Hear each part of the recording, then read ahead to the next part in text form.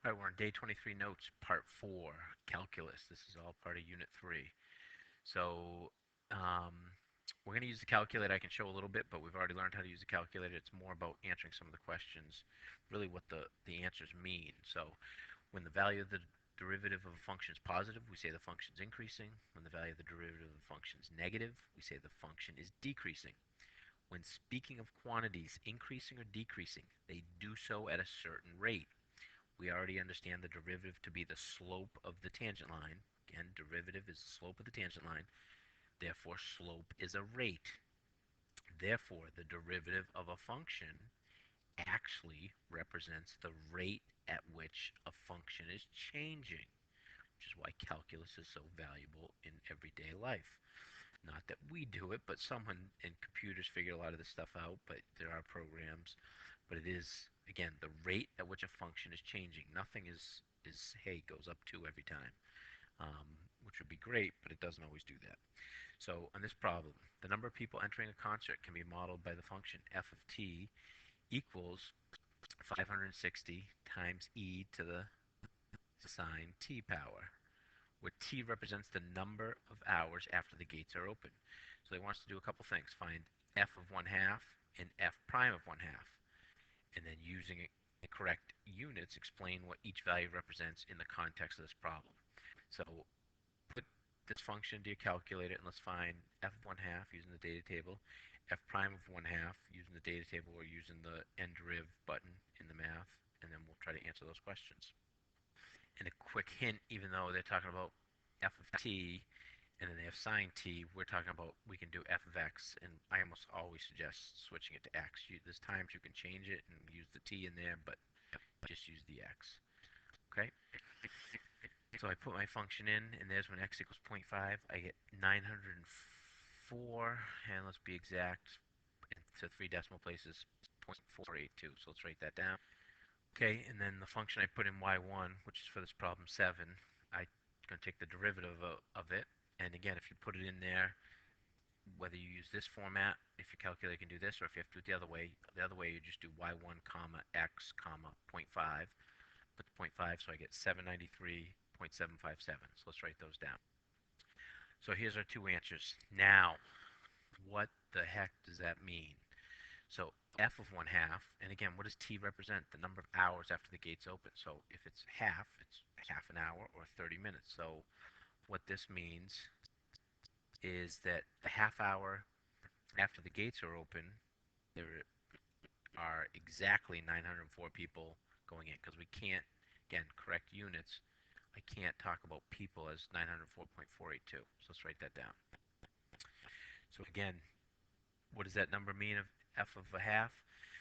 Means that 30 minutes after the gates have opened, 904 people are entering the concert. Now, what does the next number mean? We talk about up above the rate at which a function is changing. So 1, we got a positive value. That means the original function is going to be increasing. So what does the 793 mean?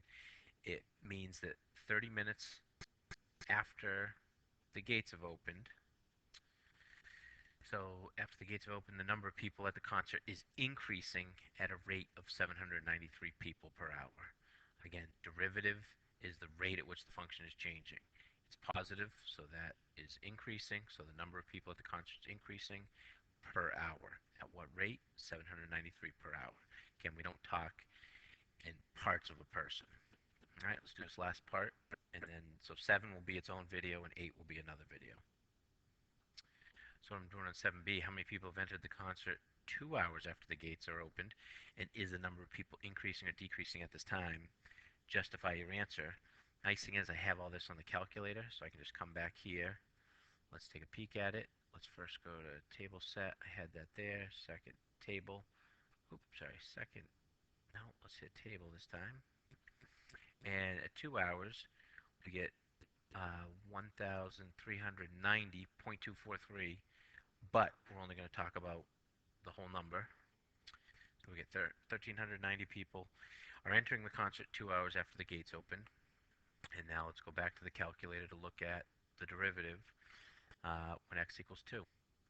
And again, it's nice because I've already placed it into y1, so now I'm going to just do second entry, and it's in Y1. Again, I can check that. Second quit, and now I don't want it at x equals zero point 0.5. Delete these two, and we want it 2 hours. So when I hit enter, it should give me the value that I'm looking for, and I get negative 578, and again, it's 0.545. And what the question asked, it just said, didn't ask us what the value represents. It says, is the number of people entering increasing or decreasing? So I know since it's negative, it's going to be decreasing. So since f prime of 2 is less than 0, then 2 hours after the gates open, the number of people entering is decreasing. And that's all we were looking for. All right. And actually, I'm going to do number 8 as part of this video. I thought there was more after that, but that looks like that's it for day 23 notes. So we'll go for a couple more minutes, and then we'll be all done. Okay, first thing I did for number 8 was in Y2, write the function. Again, after being poured into a cup, coffee cools so that its temperature, capital T of T, is represented by the function T of T equals 70 plus 110 times e to the negative T over 2. I put it as x over 2, as you can see right there. Where T is measured in minutes, and T of T is measured in degrees Fahrenheit. All right, so the capital T is temperature, small t is time. All right, so now that I have this in here, I can answer some questions. And what is the temperature of the coffee 5 minutes after it's been poured into the cup? So the straight temperature, I'm just going to find um, T of 5. And I can do that by using the data table. So let's do that. So I just changed start at 0, go up by 1. Let's find the table. So let's go down to 5. Perfect. And again, we need temperatures we can write with decimals. So I get 79.029 degrees Fahrenheit. And it's important in these word problems. Again, up here, they're talking about Fahrenheit. So 72.029 degrees Fahrenheit. I need to represent that. Okay, and then part B is the temperature decreasing faster 1 minute after it's poured or 3 minutes after it's poured. Obviously, it's getting cooler and cooler. So now uh, we're looking at the derivative. So we're looking at the rate at which the function is changing. So let's take the derivative. Let's write that here. So we're going to try to find t prime of 1, and we also want to find t prime of 3. Okay, that's the rate at which it's changing at 1 minute, the rate at which it's changing at 3 minutes, and I'm going to use my calculator for both of those. So again, let's review how to do it in the calculator. Math, choice 8, derivative with respect to x of, in this case, bars, y bars, function. I have it in y2.